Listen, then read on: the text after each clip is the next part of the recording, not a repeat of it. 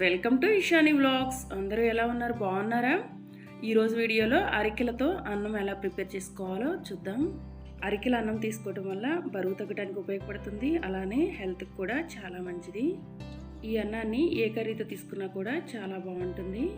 మొదటిసారి అరికెల అన్నం తీసుకునే వాళ్ళు పప్పు సాంబార్ లేకపోతే ఇలా టొమాటో కర్రీతో ట్రై చేయండి, చాలా బాగుంటుంది. అరికెల అన్నం తీసుకునేటప్పుడు కొంచెం కర్రీ ఎక్కువగా కలిపి తీసుకోండి, అప్పుడు మనకి పెద్దగా డిఫరెన్స్ తెలియదు అనమాట. నార్మల్గా రైస్ తీసుకుంటే ఎలా ఉంటుందో టేస్ట్ అలానే ఉంటుంది. ఇప్పుడు ఈ అరికెల అన్నం ఎలా ప్రిపేర్ చేసుకోవాలో చూద్దాం. ముందుగా నేను ఇక్కడ ఒక చిన్న గ్లాస్ అరికెలు తీసుకున్నాను. ఇప్పుడు వీటిని ఒకసారి శుభ్రంగా కడగాలి. ఈ చిన్న గ్లాస్ అరికెల అన్నం ఒకళ్ళకి కరెక్ట్గా సరిపోతుంది. మనం నార్మల్ రైస్ తిన్నంత ఈ అరికెల అన్నం తినలేమండి, కొంచెం తినగానే పొట్ట నిండిపోతుంది. ఇలా కడిగిన తర్వాత ఇప్పుడు దీనిలో ఒక గ్లాస్ అరికెలకి 3 గ్లాసుల వాటర్ యాడ్ చేసుకోవాలి. మీకు అన్నం కొంచెం పొడి పొడిగా రావాలంటే ఒక గ్లాస్ అరికెలకి 2 గ్లాసులు లేక 2.5 గ్లాసులు వాటర్ యాడ్ చేసుకున్నా సరిపోతుంది.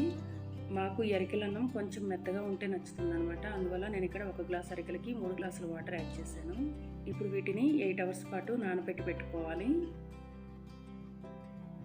8 అవర్స్ తర్వాత చూడండి, వాటర్ అన్నీ కూడా రెడ్ కలర్లో వచ్చి ఉంటాయి. ఈ వాటర్ని మనం పడేయకూడదండి, ఈ వాటర్తోనే మనం రైస్ ప్రిపేర్ చేసుకోవాలి.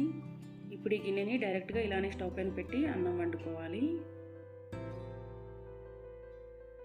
అన్నం పొంగొచ్చే వరకు ఇలా ఫుల్గా మూత పెట్టి వండుకోవాలి, కానీ కొంచెం అన్నం పొంగొచ్చిన తర్వాత మూత కొంచెం ఉరుగ్గా పెట్టుకోవాలి.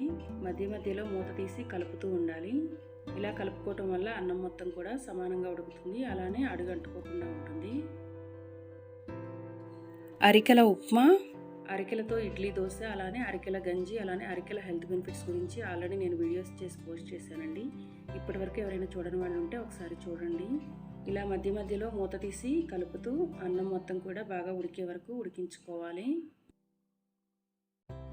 చూడండి, ఇక్కడ కొంచెం నీరుగా ఉంది కదా, నీరు మొత్తం కూడా ఇంకిపోయే వరకు ఉడికించుకోవాలి. ఇలా రైస్ మొత్తం కూడా బాగా ఉడికే వరకు ఉడికించుకోవాలి. నేను ఇక్కడ అన్నంలో వాటర్ ఎక్కువ యాడ్ చేశాను కాబట్టి అన్నం ఇలా కొంచెం మెత్తగా ఉందండి, కానీ మాకు ఇలా కొంచెం మెత్తగా ఉంటేనే ఇష్టం.